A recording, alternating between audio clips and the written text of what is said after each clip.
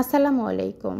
আমি পুঁই শাক দিয়ে মিষ্টি কুমড়ার রসা তৈরি করেছি, সাথে কাতলা মাছ ছিল। দেখতেই পাচ্ছেন এর কালার, লুকটা কত সুন্দর এসেছে আপনারা দেখতেই পাচ্ছেন কিন্তু। তো আমি এই রসাটা তৈরি করে নেওয়ার জন্য প্রথমেই যেটা করেছি, 3-4 পিস কাতলা মাছ নিয়েছিলাম, সেখানে লবণ, হলুদ, মরিচের গুঁড়া মিশিয়ে তেলে ভেজে নিচ্ছি। তো আমি মাছটা ভাজার জন্য একটু বেশি পরিমাণ তেল দিয়েছি, যাতে করে বাকি রান্নাটা আমি এই তেলেই সেরে নিতে পারি। আমার কাছে মনে হয় যে মাছ ভাজা তেলে রান্না করলে সেই রান্নাটা একটু অন্যরকম হয়। তো দেখতেই পাচ্ছেন কথা বলতে বলতে মাছগুলো কিন্তু ভাজা হয়ে গেছে। এই মাছগুলো এখন আমি উঠিয়ে সাইডে রেখে দিচ্ছি। মিষ্টি কুমড়া আমাদের শরীরের জন্য কতটা হেলদি সেটা আমরা সবাই জানি, তবে অনেক সময় রান্নার কারণে পুষ্টিগুণ নষ্ট হয়ে যায়। তবে এভাবে রান্না করলে কিন্তু খুব একটা পুষ্টিগুণ নষ্ট হয় না। আমি একটু বড় বড় সাইজ করে কেটে নিয়েছিলাম মিষ্টি কুমড়াগুলো। তো প্যানে সামান্য একটু আপনার পেঁয়াজ কুচি এবং কাঁচামরিচ ফালি করে দিয়েছি, দিয়ে দিলাম লবণ, হলুদ, মরিচের গুঁড়া আর আদা, রসুন, জিরে একসাথে বাটা 1 চামচ দিয়ে দিয়েছি।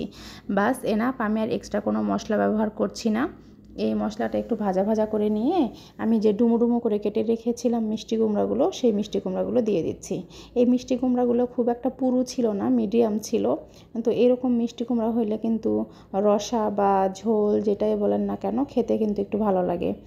বেশি পেকে গেলে সেটা দিয়ে আমরা ঘন্টও তৈরি করি, মুরগির চামড়া দিয়ে কিংবা আপনার গরুর গোশের যে চর্বি থাকে সেগুলো দিয়ে, সেটাও খেতে ভালো লাগে। তবে এই রকম মিষ্টি কুমড়া হলে আমি ঝোল বা রসা তৈরি করি। মিষ্টি কুমড়াগুলো একটু মশলার মধ্যে সুন্দর করে গড়িয়ে নিয়েছি, তারপর দিয়ে দিলাম সামান্য একটু পুঁই শাক।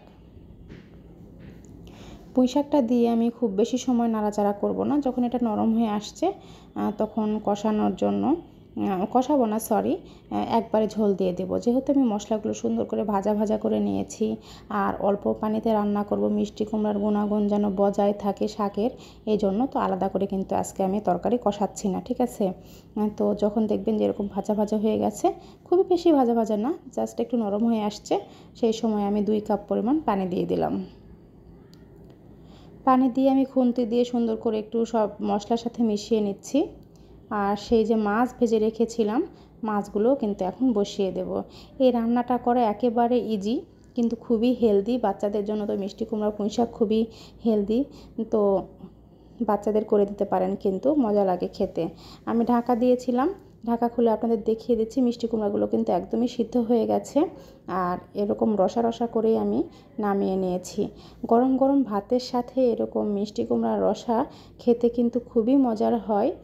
আর কেউ যদি মনে করেন যে আমি রুটি দিয়ে খাবো, তো সেক্ষেত্রে কিন্তু রুটি দিয়েও সার্ভ করে নিতে পারেন, কিন্তু আমি ফাইনালি যেটা করেছি ভাতের সাথে সার্ভ করেছি।